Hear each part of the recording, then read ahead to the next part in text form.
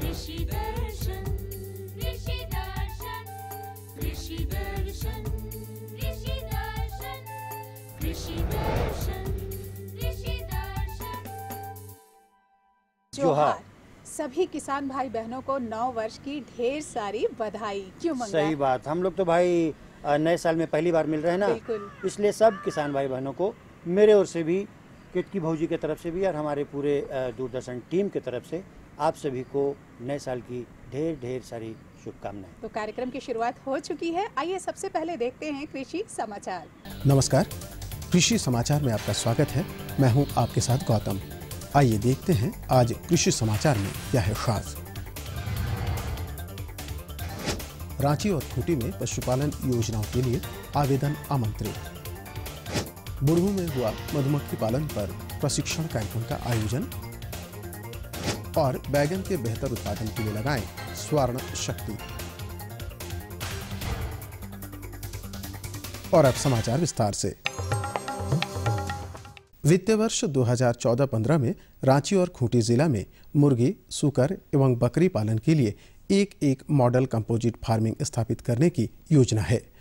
मुर्गी पालन में 400 मुर्गियों की इकाई, सूकर पालन में 2 नर तथा 10 मादा सूकर की इकाई और बकरी पालन योजना में 1 बकरा तथा 10 बकरी की इकाई की स्थापना के लिए सरकार की ओर से अनुदान की सुविधा उपलब्ध कराई जाएगी। इस योजना से लाभ लेने के लिए निबंधित गैर सरकारी संस्थान 10 जनवरी 2015 तक जिला पशुपालन पदाधिकारी रांची सह खूंटी कार्यालय में आवेदन दे सकते हैं। पिछले दिनों रांची जिला स्थित बुढ़मू प्रखंड के भाट बोड़ैया गांव में महिला समूह के लिए 5 दिवसीय मधुमक्खी पालन प्रशिक्षण कार्यक्रम का आयोजन किया गया। इस प्रशिक्षण में करीब 20 महिलाओं को विशेषज्ञों ने मधुमक्खी पालन संबंधित तकनीकी जानकारी दी। प्रशिक्षण के बाद महिला समूह के सभी सदस्यों को प्रमाण पत्र दिया गया। जो पशुपालक दुधारू गौपालन से जुड़े हैं और अपनी गायों को कृत्रिम गर्भाधान करवाना चाहते हैं तो 2 बातों पर विशेष ध्यान दें। पहली, वैसी नस्ल वाली गाय पालें जो गर्भाधान के लिए उपयुक्त हो, और दूसरी ये कि उनके पाल खाने के उचित समय की पहचान रखें। उन्नत नस्ल वाली गायों की पहचान है ज्यादा दूध देना और सही समय पर गर्भधारण की क्षमता रखना। झारखंड के गौपालक अपने गौपालन व्यवसाय की तरक्की के लिए वैसी नस्ल वाली गाय पालें जो सहज तरीके से आधुनिक एवं कृत्रिम गर्भधारण की क्षमता रखती हो। गर्भधान कराने में सबसे महत्वपूर्ण ध्यान ये सावधानी इस बात को बरतनी चाहिए कि आपकी गाय का जो प्रजनन पाल खाने के उम्र में पहुंची है या नहीं, ये सबसे पहले ध्यान देना चाहिए। क्योंकि ये आपको जो कृत्रिम गर्भधान है इसमें आप सही जो ब्रीड है, सही नस्ल है, उसका चुनाव करके अपने जो जानवर है, गाय है जो ये अवस्था में है, पाल खाने की योग हो गई है, उसमें जो बढ़िया बैर्य है जिसे साहिवाल का बैर्य का कृत्रिम धान अवश्य कराना चाहिए। जो किसान सब्जी फसल बैगन की खेती करना चाहते हैं वो इस फसल से बेहतर उपज प्राप्त करने के लिए बैगन की संकर किस्में स्वर्ण शक्ति, विजय या स्वर्ण संपदा 6 लगाएं। इनकी उपज क्षमता 600 क्विंटल प्रति हेक्टेयर है। किसान भाई बैगन फसल की खेती के लिए जनवरी तक बुआई और फरवरी तक रोपाई का काम कर सकते हैं। संकर बैगन की बुआई में 200 ग्राम बीज प्रति हेक्टेयर की दर से उपयोग करें, जिसमें कतारों के बीच 60 सेंटीमीटर और पौधों के बीच 60 सेंटीमीटर की दूरी रखें। इन बातों पर अमल करते हुए अच्छी उपज देने में सक्षम अनुशंसित संकर प्रभेद स्वर्ण शक्ति, विजय या स्वर्ण संपदा 6 लगाएं। इनकी उपज क्षमता 600 क्विंटल प्रति हेक्टेयर है। गर्मा धान की खेती करने वाले किसान हों या खरीफ में धान लगाने वाले किसान हों, आप धान की कटाई के लिए रीपर का इस्तेमाल कर सकते हैं। इससे समय, श्रम और मजदूरी तीनों की बचत होती है। रीपर खास के धान की कटाई के लिए बहुत ही उपयुक्त यंत्र है। और अभी जो है यहाँ के मुख्य फसल झारखंड का, इस राज्य का या जिले का मुख्य फसल धान है। और धान की खेती जो है वर्षा पे आश्रित है, जिसमें काफ़ी लेबर की इन्वॉल्वमेंट है। और इस लेबर को कम करने के लिए, लेबर तो समय पे मिलता भी नहीं है क्योंकि वर्षा पे आश्रित है, सभी लोग अपने अपने खेतों में इंगेज होते हैं। तो लेबर की कमी को दूर करने के लिए ये यंत्र बहुत उपयोगी है। इस यंत्र का इस्तेमाल करके हम काफ़ी पैसे की बचत कर सकते हैं और समय की बचत कर सकते हैं, जिसके कारण जो है इसको एक समय पे हम कटाई करने के बाद जो है नेक्स्ट फसल जो है उसको हम समय पे हम लगा सकते हैं। आज हम जानेंगे यूरिया के अधिक उपयोग से होने वाले हानि के बारे में। फसलों में यूरिया का अधिक प्रयोग हो और लगातार लंबे समय तक प्रयोग हो तो पौधे बहुत तेजी से बढ़ते हैं और गुद्देदार एवं कमजोर होकर जमीन पर गिरने लगते हैं, जिससे पैदावार घट जाती है। इसलिए किसान भाई जरूरत से ज्यादा यूरिया का व्यवहार न करें। और अब एक नजर राज्य के 5 प्रमुख शहरों के मौसम के मिजाज पर। आज राज्य के 5 प्रमुख नगरों के अधिकतम और न्यूनतम तापमान कुछ इस प्रकार दर्ज किए गए। रांची का अधिकतम तापमान 24 डिग्री सेल्सियस और न्यूनतम 10 डिग्री सेल्सियस। जमशेदपुर का अधिकतम तापमान 26 डिग्री सेल्सियस और न्यूनतम 12 डिग्री सेल्सियस। मेदिनीनगर का अधिकतम तापमान 23 डिग्री सेल्सियस और न्यूनतम 12 डिग्री सेल्सियस। देवघर का अधिकतम तापमान 21 डिग्री सेल्सियस और न्यूनतम 11 डिग्री सेल्सियस। वहीं धनबाद का अधिकतम तापमान 26 डिग्री सेल्सियस और न्यूनतम 11 डिग्री सेल्सियस रहा।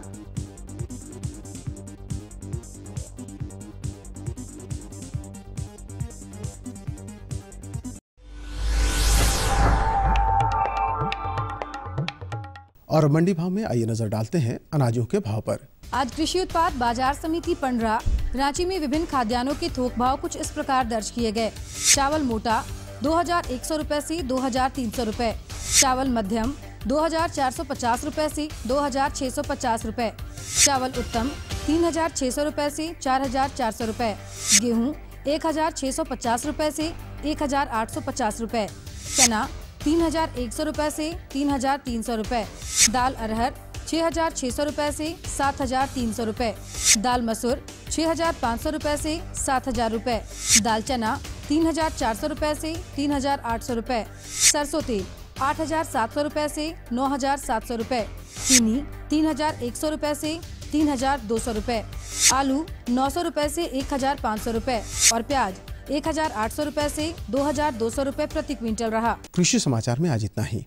अगले दिन अगले अंक में फिर मुलाकात होगी कुछ ताज़ा तरीन खबरों के साथ। तब तक के लिए दीजिए इजाजत। नमस्कार, जोहार। वाह, क्या बात है। कृषि समाचार में हम लोगों ने देखा मौसम का मिजाज, मंडी का भाव और खेतीबाड़ी से जुड़ी हुई तमाम तरह की ढेर सारी जानकारी। तो ये जानकारियों का सिलसिला चलता रहेगा। उसके पहले हम लेते हैं ये छोटा सा विराम। ये लो और बताओ। बस। अरे ये क्या भैया जी, बस इतनी सी रासायनिक खाद? किसानी छोड़ रहे हो क्या? किसानी नहीं, नादानी छोड़ रहे हैं। मिट्टी की जांच कराई है।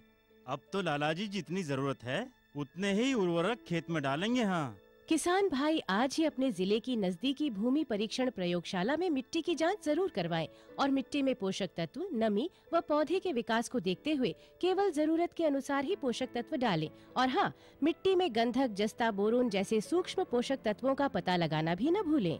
उर्वरक और जैविक खाद के सही उपयोग से भूमि का उपजाऊपन बनाए रखें, उत्पादकता बढ़ाएं, खर्चा घटाएं और बहुमूल्य विदेशी मुद्रा बचाने में भी सहयोग दें। और हाँ, धीमी गति से नाइट्रोजन उपलब्ध कराने वाले उर्वरकों जैसे नीम लेपित यूरिया को प्राथमिकता दें और यूरिया का पत्तों पर छिड़काव करें। अरे वाह, तू तो सचमुच समझदार हो गया रे। अधिक जानकारी के लिए संपर्क करें जिला कृषि अधिकारी या किसान कॉल सेंटर। किसान भाई बहनों, हमारा ये कहना है कि कृष्ण कुम्हार जी एक ऐसे सफल किसान हैं जिन्होंने पूरे झारखंड प्रदेश में एक बेजोड़ उदाहरण पेश किया है जैविक खेती को लेकर। देखिए, हम सभी जानते हैं कि जैविक खेती कई दृष्टिकोण से फायदेमंद है। इसमें मिट्टी की सेहत, कृषि उत्पाद की सेहत और जो सब्जियों का जो इस्तेमाल करने वाले लोग, जो उपभोक्ता हैं, उनके सेहत पर भी बहुत सकारात्मक, बहुत अच्छा प्रभाव पड़ता है। बनिस्बत रासायनिक दवाइयों के, रासायनिक उर्वरकों के और रासायनिक रोगोपचार के लिए जो दवाइयाँ हम लोग उपयोग करते हैं, उन सब के बनिस्बत इसका ज़्यादा अच्छा प्रभाव पड़ता है। तीनों की प्राकृतिक गुणवत्ता बरकरार रहती है। तो दोस्तों, अब हम देर नहीं करेंगे। हाँ, आप कुछ कहना चाह रहे थे? हाँ, हम भी वही कहना चाह रहे थे कि हम देर नहीं करेंगे। तो आइए देखते हैं इन्हीं पे बना हुआ वृत्त चित्र उजाले की ओर। आज रासायनिक खेती के बनिस्बत जैविक खेती की तरफ लोगों का रुख और रुझान बढ़ रहा है। इसके कई तरह के कारण हैं। मिट्टी की उर्वरा शक्ति को बढ़ाने के लिए और मानव स्वास्थ्य की रक्षा के लिए भी लोग जैविक खेती की तरफ रुख कर रहे हैं। और इसी परिप्रेक्ष्य में आज हम आए हुए हैं बद्री गांव में, जो कि कुच्चू पंचायत के अंतर्गत है, अनगढ़ा प्रखंड में, रांची जिला में। और अपने कार्यक्रम उजाले की ओर में देखते हैं किस तरह से लोग जैविक खेती को अपना रहे हैं और लाभ कमा रहे हैं, क्योंकि जैविक खेती हमारी मिट्टी, हमारे स्वास्थ्य, हमारे आसपास के लिए, हमारे समाज के लिए काफ़ी लाभदायक है। तो आइए देखते हैं किस तरह से हो रही है जैविक खेती।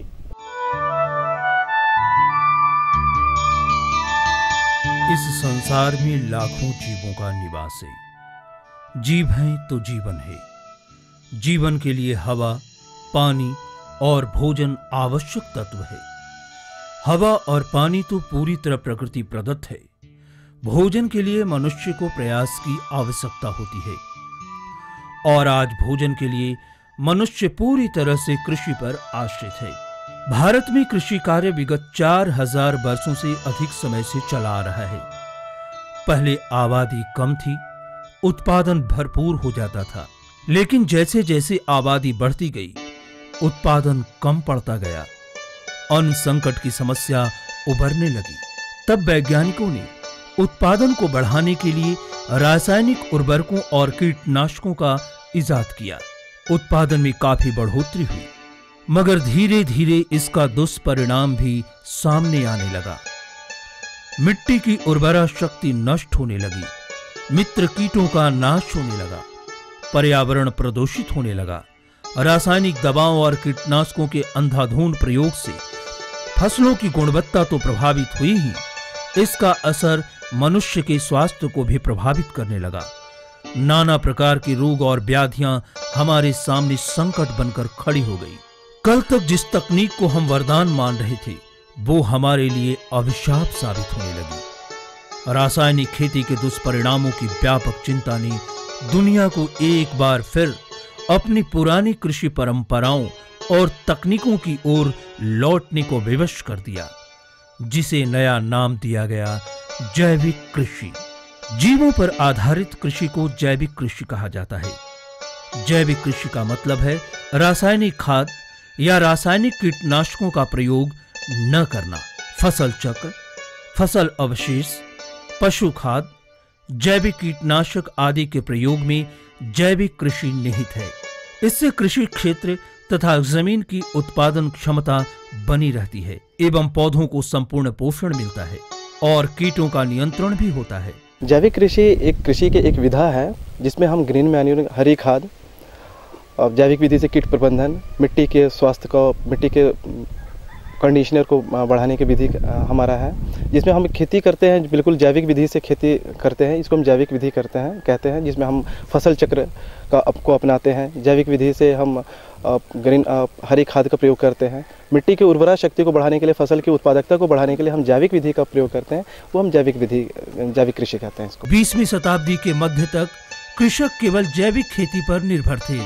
आज भी विश्व के कई देशों में अधिकांश कृषक आधुनिक कृषि पर अधिक खर्च नहीं कर सकते हैं। जैविक कृषि बहुत लाभदायक है क्योंकि इसमें खर्च कम होता है। जैविक कृषि को पर्यावरण मित्रीय कृषि भी कहा जाता है, जिसमें वातावरण, मिट्टी और पानी दूषित नहीं होता है। जैविक कृषि के इन्हीं सब फायदे और रासायनिक खादों और कीटनाशकों के इस्तेमाल से होने वाली हानि के मद्देनजर आज पूरे विश्व में जैविक कृषि को अपनाने की बात चल रही है और किसानों को इसके लिए प्रोत्साहित भी किया जा रहा है। लोगों को जैविक खेती और रासायनिक खेती के अंतर को समझाया जा रहा है। जहाँ जैविक खेती और रासायनिक खेती में अंतर की बातें हैं, तो रासायनिक खेती में हम जहाँ पे किसान पूर्व परंपरागत तरीके से खेती कर रहे थे, जहाँ पे वो अपने खेतों में nitrogen, potassium and phosphorus and और भी जितने भी सक्सिन एलिमेंट्स की आवश्यकता पड़ती है, उसको जैविक रासायनिक विधि के द्वारा अपने खेतों में उपलब्ध कराते थे। अगर हमें नाइट्रोजन चाहिए तो यूरिया की व्यवस्था कराते हैं, SSP व्यवस्था कराते हैं, म्यूरेट ऑफ पोटाश कराते हैं, जो कि किसानों के लिए एक आम किसानों के लिए काफ़ी महंगा पड़ता है। दूसरी, किसानों में अपने खेतों में रासायनिक खाद की उपलब्धता कराने से जहाँ पे खेतों की उर्वरा शक्ति धीरे धीरे सनह उसकी प्रोडक्टिविटी, उत्पादकता बिल्कुल खत्म होती चली जा रही है। किसानों को खेती भी बहुत महंगा पड़ता चला जा रहा है। हम जब जैविक कृषि में कोई भी किसान खेती करता है तो बीज हम लोग प्राय जैविक कृषि में प्राय बीज उनके अपने ही होते हैं, जो भी उन्होंने फसल उत्पादन किया हुआ है उस फसल के उत्पादन के तहत उन्होंने अपने बीज को वो अगले फसल में लगाने के लिए वो पुनः उन बीज को अपने पास रख लेते हैं। खाद की बात जहाँ पे है तो यहाँ पे जैविक कृषि मूलतः गोबर, गाय के गोबर और गौमूत्र पे डिपेंड करता है, और इसके अलावा जो यत्र तत्र सार्वजनिक रूप में बहुत इजीली अवेलेबल जो भी रिसोर्सेज हैं, जो भी हॉर्टिकल्चरल क्रॉप्स है, एग्रीकल्चरल रेसिड्यूज़ हैं, उससे हम उनको खाद बनाना सिखाते हैं। खाद बना करके वो अपने खेतों में डालते हैं, जो कि कोई भी किसान बहुत आसानी से इस टेक्निक को अडॉप्ट करके अपने खेतों में इस्तेमाल कर सकते हैं। आज पूरे भारत में जैविक खेती बड़े पैमाने पर की जा रही है। वहीं झारखंड राज्य में NHM के द्वारा 2010 में जैविक खेती की शुरुआत की गई, जो धीरे धीरे बढ़ता चला जा रहा है। आइए हम आपको लिए चलते हैं झारखंड के एक ऐसे ही गांव में जो जैविक खेती का हब बन गया है। रांची से 60 किलोमीटर दूर अनगढ़ा प्रखंड का बदरी गांव। यहाँ के 40 किसान लगभग 300 एकड़ जमीन पर विशुद्ध रूप से जैविक खेती कर रहे हैं। ये सिर्फ जैविक खेती ही नहीं कर रहे, इसके अलावा ये जैविक खाद और कीटनाशकों का निर्माण भी स्वयं ही करते हैं। इसके लिए सबसे पहले गांव का चयन किया जाता है। इसके लिए विभाग के अधिकारी और स्वयंसेवी संस्थाओं की मदद भी ली जाती है। जैविक कृषि में हम जिन गांवों का चयन करते हैं या जिन कृषकों का चयन करते हैं जो कि जैविक कृषि से प्रेरित होकर के जैविक कृषि करना चाहते हैं, इसके लिए सबसे पहले हम वहां पर अपने लोकल जितने भी रिसोर्सेज हैं, जितने लोकल स्तर पे सर्वेयर्स को हम ढूंढते हैं और वहां पर जाकर के हम गाँव में किसानों का सर्वेक्षण करवाते हैं। जो किसान भाई प्राय उन क्षेत्रों को हम प्राथमिकता देते हैं जहां पे पहले से ही बाय डिफ़ॉल्ट ऑर्गेनिक फार्मिंग की जा रही है, या जहां पर जो अपने गांव अपने क्षेत्र से शहरों से सुदूर हो, जहां की इनकम पर कैपिटा थोड़ी कम हो, जहां पे लोगों का रुझान जैविक कृषि की ओर स्वतः हो। हम उन गाँवों में जाकर के किसानों के बीच में सर्वेक्षण करवाते हैं। सर्वेक्षण करने के लिए हम कहीं बाहर से लोगों को नहीं भेजते हैं, बल्कि उस गाँव के ही रिसोर्स पर्सन को हम चुन करके किसानों का सर्वेक्षण कराते हैं।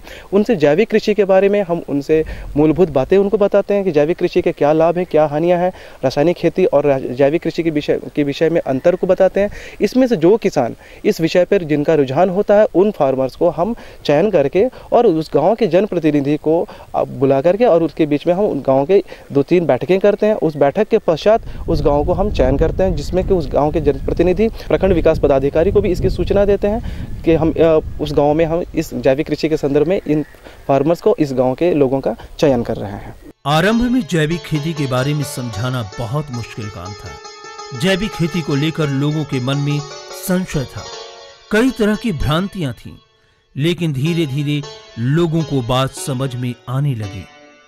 इसमें स्वयंसेवी संस्थाओं की भूमिका अहम रही। गांव में जब सर्वे हो रहा था तो सभी किसानों को अपना अपना ज़मीन के बारे में सर्वे करवाया गया, और सर्वे करके जब इस खेती के बारे में बताया गया, जैविक खेती के बारे में, कि जैविक खेती करने से क्या क्या फ़ायदा होता है।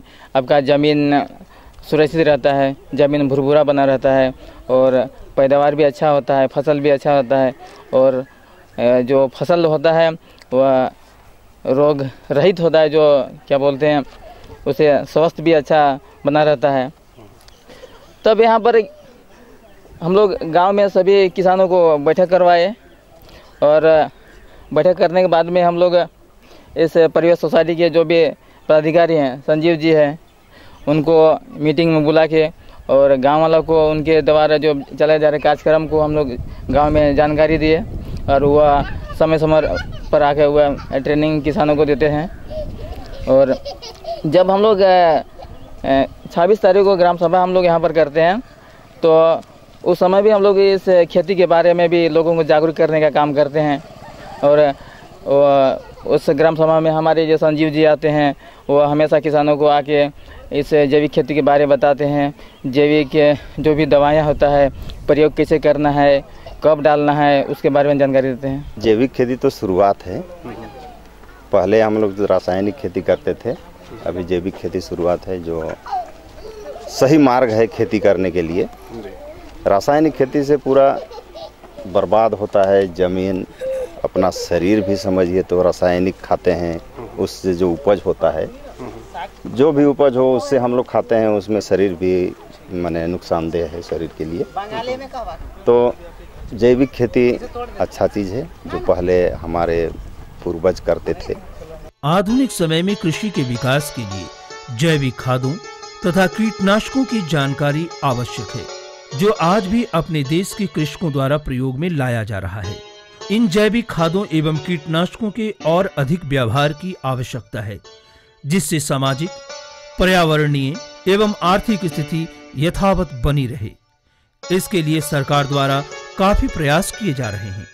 किसानों को प्रोत्साहित करने के लिए अनुदान मुहैया कराया जा रहा है। प्रोत्साहन, प्रशिक्षण, अनुदान और सही मार्गदर्शन पाकर आज बद्री गांव के किसानों ने देश के सामने जैविक कृषि के मामले में एक मिसाल कायम की है।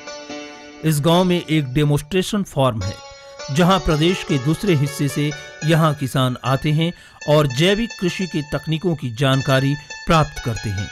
किसानों के लिए कृषि ही कर्म है, कृषि ही धर्म है।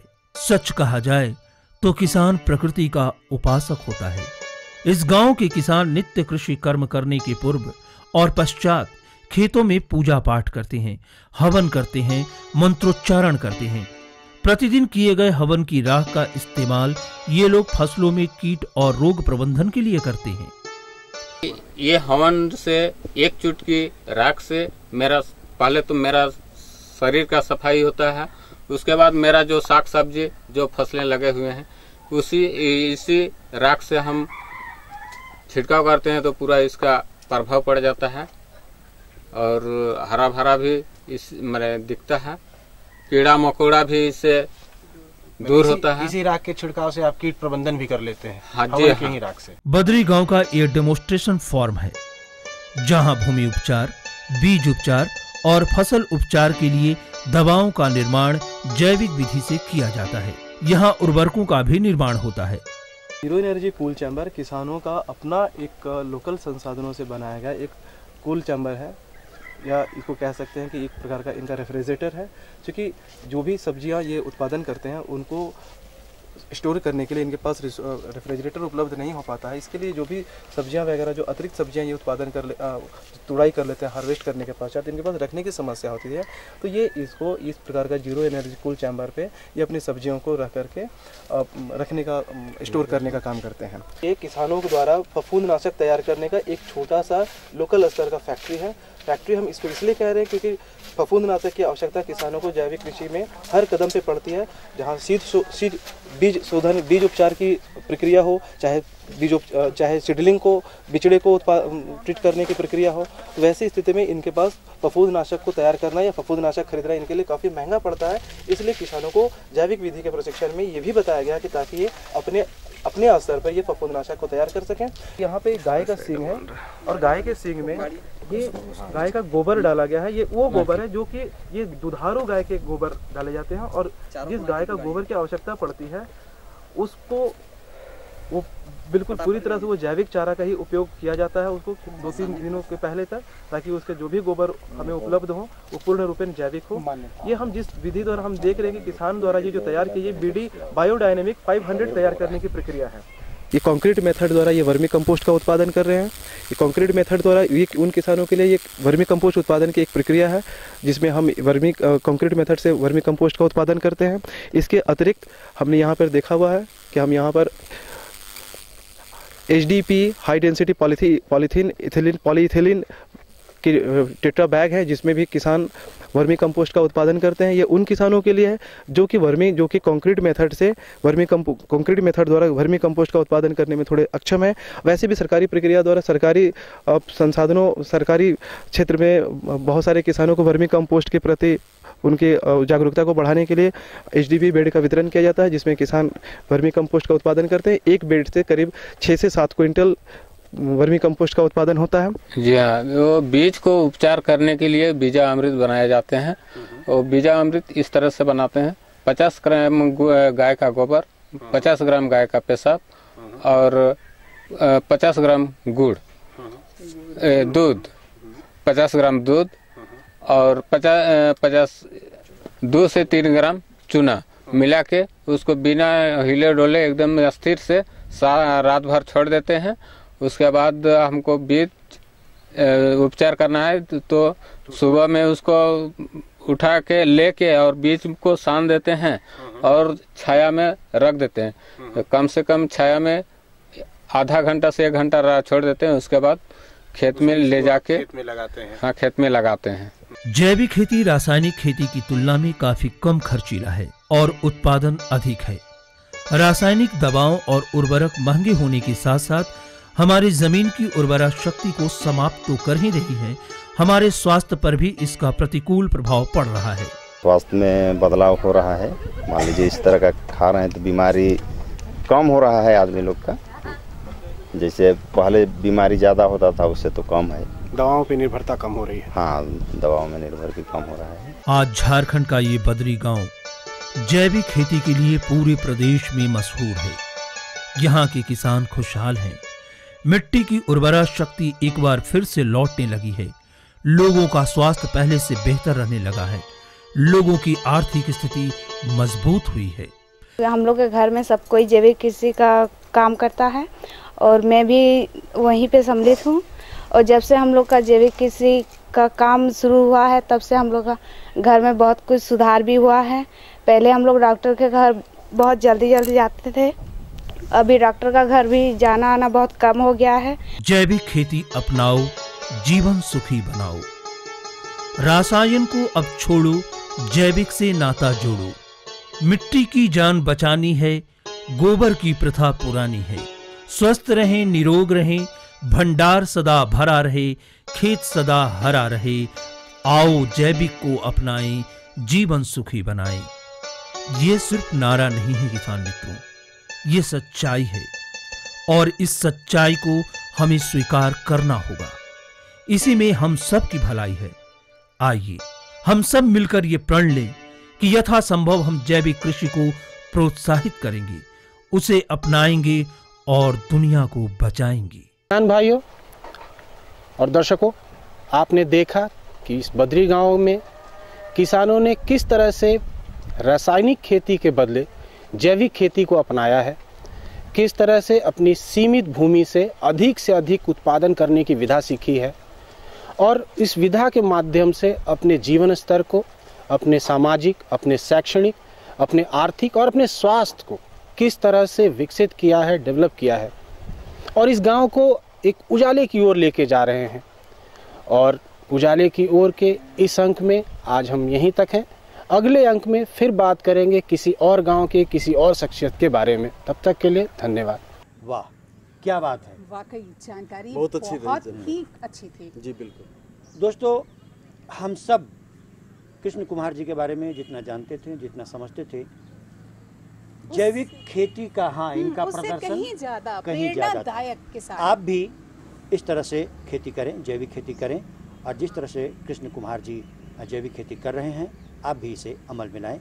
इसी उम्मीद के साथ हम आपसे आज्ञा चाहेंगे, लेकिन उससे पहले आप कागज़ कलम उठाइए और लिखिए हमारा पता है कृषि दर्शन कृषि प्रकोष्ठ द्वारा केंद्र निदेशक दूरदर्शन केंद्र रामपुर रांची। हमारा पिन संख्या है 834001। पता तो आपने नोट कर ही लिया है किसान भाई बहनों, लेकिन हमें खत लिखना बिल्कुल मत भूलिएगा। कृषि संबंधी किसी भी तरह की समस्या हो या सुझाव देना हो, आप हमें खत लिखिएगा, हम आपकी समस्याओं का समाधान कर पाएंगे। इसी के साथ हमारी पूरी टीम को और हमारे मंगरा भाई को, कुमार जी को दीजिए इजाजत। जोहार।